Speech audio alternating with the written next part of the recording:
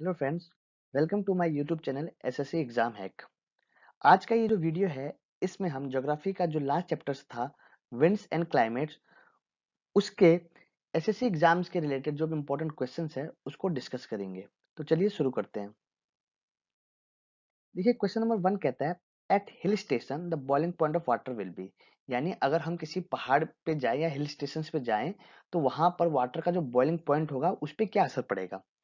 इसके लिए आपको दो चीजें पता होनी। सबसे पहले आपको पता होना चाहिए वाटर का जो बॉइलिंग पॉइंट है वो 100 डिग्री सेल्सियस होता है। ठीक है। फिर आपको ये पता होना चाहिए कि जो बॉइलिंग पॉइंट या जो बॉइलिंग का जो प्रोसेस उसमें क्या होता है। देखिए क्या होता है, जैसे कि ये कोई बीकर है, इसको आपने हीट कर रहे हो नीचे, ठीक है, इसमें वाटर था। तो क्या होता है, हीटिंग की वजह से जो वाटर के मॉलिक्यूल्स होते हैं ना वो ब्रेक हो जाते हैं, और ब्रेक होने की वजह से वो गैसेस फॉर्म में चेंज हो जाते हैं। मुझे लगता है ये आपका क्लियर होगा। ठीक है। अब आपको दूसरा फिनोमेना मैं बताता हूँ। दूसरा फिनोमेना क्या होता है, आपने पुरानी वीडियो में पढ़ा होगा कि जैसे जैसे हम अर्थ की सरफेस से ऊपर मूव करते हैं, जो एयर प्रेशर होता है वो कम होता जाता है। क्यों? क्योंकि देखिए, इस पॉइंट पे बहुत ज्यादा एयर, ऊपर की सारी एयर अपना प्रेशर लगा रही है, और जैसे जैसे आप ऊपर जाएंगे तो वहां पर जो एयर प्रेशर है वो कम होगा, क्योंकि ऊपर जो गैसेस का जो प्रेशर है वो कम होगा। ठीक है। तो जैसे कि आप पहाड़ पे अगर आप कोई चीज गर्म कर रहे हैं, बॉईल कर रहे हैं, तो उससे क्या होगा, वो वाला प्रोसेस जो बॉइलिंग का प्रोसेस वो तो वैसे ही चलेगा, आपने हीट किया, वाटर मॉलिक्यूल्स ब्रेक होंगे, लेकिन वाटर मॉलिक्यूल्स पे देखिए यहाँ पर प्रेशर कम हो रहा। ठीक है ना, क्योंकि आप माउंटेन पे वही चीज आप हीट कर रहे हैं, तो वहां पर जो वाटर पे जो एयर प्रेशर है वो कम लग रहा है। इस वजह से जो ब्रेकेज होगी हीट की वजह से वो आसानी से हो जाएगी, मतलब कम टेम्परेचर पे ही जो वाटर के मॉलिक्यूल्स हैं वो ब्रेक हो जाएंगे। तो आप इससे क्या समझे कि आप जैसे ही माउंटेन्स पे या हिल्स पे आप पानी को बॉईल करेंगे वो कम टेम्परेचर पे ही बॉईल हो जाएगा। तो अगर इसका आंसर आप लगाएंगे तो क्या होगा, हिल पे जो वाटर का जो बॉइलिंग पॉइंट होगा वो सी लेवल से ज्यादा होगा या कम होगा। ऑब्वियस सी बात है, ये क्या होगा, कम होगा। ठीक है। तो आंसर इसका होगा less than at the sea level. Question number 2 की तरफ मूव फॉरवर्ड करते हैं। क्वेश्चन नंबर 2 कहता है, which pressure belt is known as belt of calm और डोलड्रम्स। किस प्रेशर बेल्ट को बेल्ट ऑफ काम या डोलड्रम्स के नाम से जाना जाता है। तो इसका आंसर होगा इक्वेटोरियल लो प्रेशर बेल्ट। क्यों? क्योंकि यहाँ पर जो विंड्स फ्लो करते हैं वो बहुत कामली फ्लो करते हैं, इसलिए इसे बेल्ट ऑफ काम और डोलड्रम्स के नाम से जाना जाता है। क्वेश्चन नंबर 3 कहता है, which of the following instruments is use to measure humidity. मैंने लास्ट वीडियो में आपको ह्यूमिडिटी का कंसेप्ट बताया था। ह्यूमिडिटी क्या होती है कि किसी गैस में या हमारे जो एयर है उसमें कितनी वाटर वेपर्स प्रेजेंट है, उसे हम ह्यूमिडिटी कहते हैं। तो हम ह्यूमिडिटी को किस डिवाइस से मेजर करते हैं? आंसर है स्लिंग साइक्रोमीटर। क्वेश्चन नंबर 4 कहता है, air is said to be saturated when. हवा को हम सैचुरेटेड कब कहेंगे? तो देखिए, ये ह्यूमिडिटी का एक कंसेप्ट है। सैचुरेटेड का क्या मतलब होता है एयर सैचुरेशन का? देखिए, कोई भी एक कोई गैस होती है, एयर होती है, उसमें एक फिक्स अमाउंट के ही वाटर वेपर्स प्रेजेंट हो सकते हैं, और अगर उससे ज्यादा उसमें वाटर वेपर उस गैस में या एयर में होगा तो उसमें प्रेसिपिटेशन यानी जैसे बरसात का फिनोमेना स्टार्ट हो जाता है। तो सैचुरेशन का मतलब क्या होता है, maximum content of water vapour present in a air. ठीक है। तो ये आपका होगा ऑप्शन नंबर 1। उसके बाद है humidity of air measured in percentage is called. देखिए, लास्ट वीडियो में मैंने आपको ह्यूमिडिटी का कंसेप्ट बताया था और उसमें 3-4 टाइप की ह्यूमिडिटी एक्सप्लेन की थी। तो उन्हीं में से किस ह्यूमिडिटी के कंसेप्ट को हम परसेंटेज में मेजर कर सकते हैं? तो इसका आंसर होगा एब्सोल्यूट ह्यूमिडिटी। देखिए, मैंने आपको एब्सोल्यूट ह्यूमिडिटी बताया था। एब्सोल्यूट ह्यूमिडिटी की अगर आप डेफिनेशन जाने तो ये कहता है कि total weight of moisture content per volume of air at a definite temperature is called absolute humidity. तो ये जो एब्सोल्यूट ह्यूमिडिटी है ना, इसको हम परसेंटेज के फॉर्म में डिफाइन कर सकते हैं कि मतलब आपकी उस गैस में, आपकी जैसे उस एयर में आपके 80% ह्यूमिडिटी, यानी उसमें 80% उसमें वाटर वेपर प्रेजेंट है। क्वेश्चन नंबर 6 कहता है, क्लाउड बस्ट मींस। देखिए, क्लाउड बस्ट को हिंदी में कहते हैं बादलों का फटना। इसे क्या डिफाइन करते हैं, इससे आप क्या समझते हैं?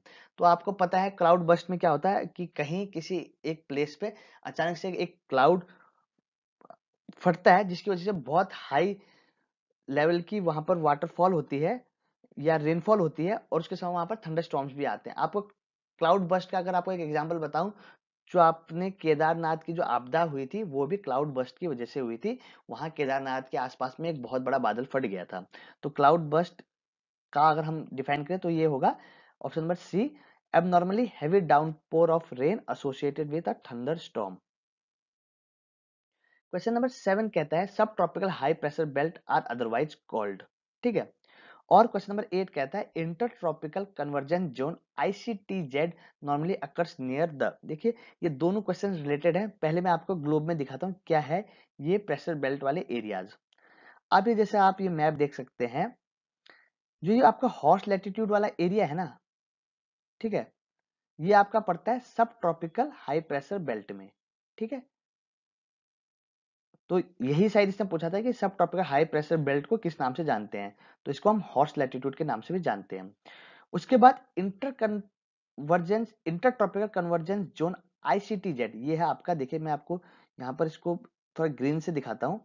ये है आपका ICTCZ।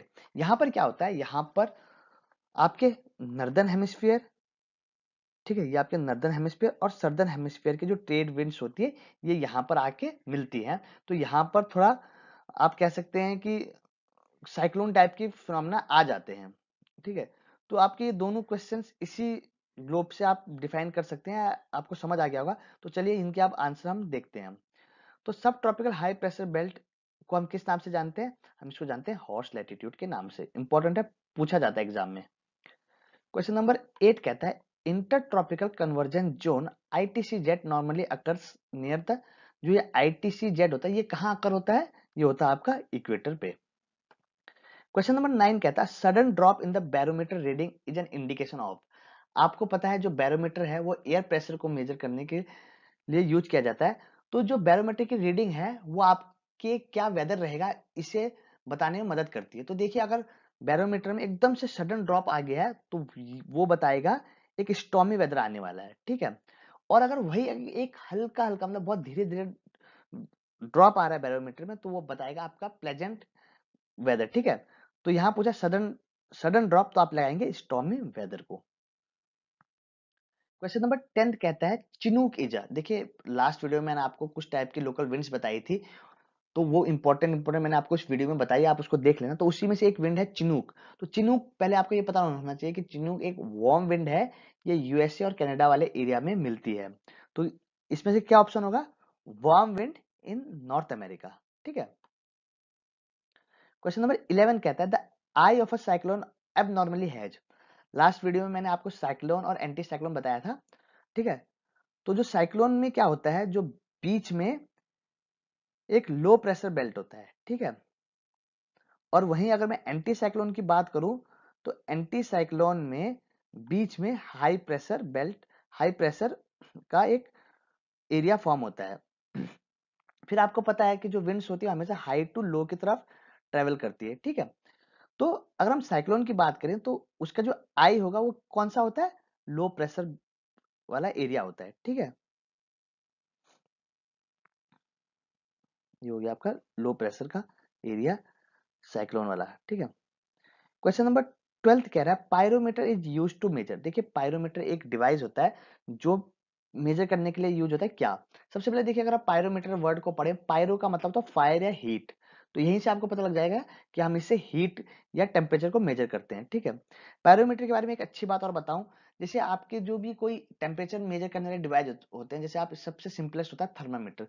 तो अगर आपको टेम्परेचर मेजर करना है तो आपको थर्मामीटर को उसके सरफेस पर टच करना होगा। पर पायरोमीटर में ऐसा करने की जरूरत नहीं है। आप विदाउट टच करने के मतलब आपको उस बॉडी को टच नहीं करना, उसके बिना ही आप उसको उसकी हीट को मेजर कर सकते हैं, उसका टेम्परेचर मेजर कर सकते हैं। ठीक है।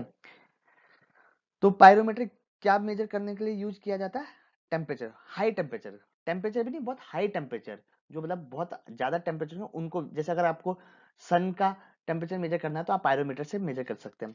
बाकी जैसे अगर आपको एयर प्रेशर का कौन सा डिवाइस मेजर करने के लिए यूज किया जाता है तो आप लगाएंगे बैरोमीटर। ह्यूमिडिटी आपको बता ही दिया, स्लिंग साइक्रोमीटर। अगर अर्थक्वेक की इंटेंसिटी मेजर करने है तो आप रिक्टर स्केल यूज करेंगे। ठीक है। क्वेश्चन नंबर 13 और 14 इंपॉर्टेंट क्वेश्चन है। इसको डिस्कस करने से पहले मैं आपको पहले अर्थ के ग्लोब में ये जो विंड्स किस किस जोन में फ्लो करते हैं, पहले वो दिखाना चाहूंगा। तो देखिए जैसे कि आप इस ग्लोब में देख सकते हैं, जो आपके ट्रेड विंड्स है, जो क्वेश्चन नंबर 13 का है, ट्रेड विंड्स मूव फ्रॉम, तो आपको ये जो रेड से टिक कर रहा हूँ, ये ट्रेड विंड्स होते हैं।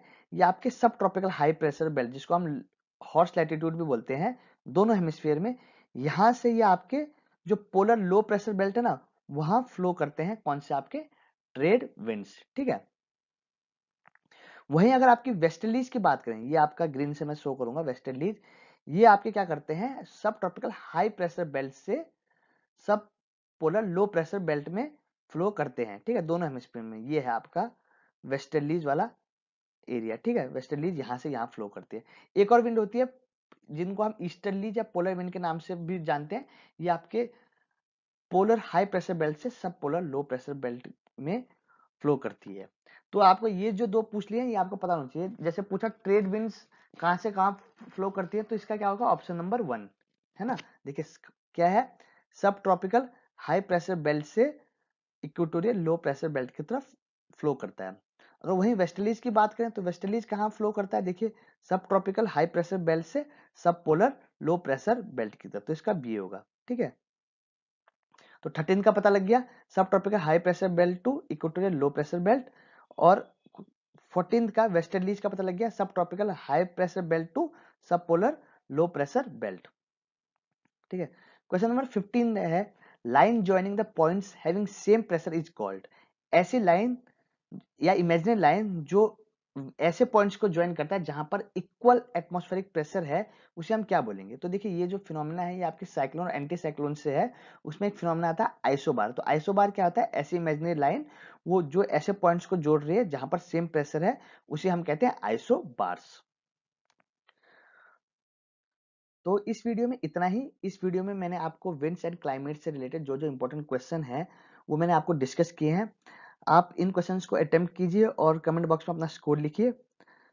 जो अभी हमारी नेक्स्ट वीडियो रहेगी उसमें मैं आपको कुछ मिसलेनियस ऐसे चैप्टर्स बताऊंगा ज्योग्राफी के, और उनको डिस्कस करूंगा जिसपे बहुत सारे क्वेश्चंस आते हैं, जैसे कि आपके स्ट्रेट्स आ गए, कि कौन, जैसे स्ट्रेट्स ऑफ गिब्रल्टार वगैरह, मैं आपको बाय मैप इनको समझाऊंगा, ताकि ये जो आपके ऐसे क्वेश्चंस हैं आप उनको अटेम्प्ट कर पाएं।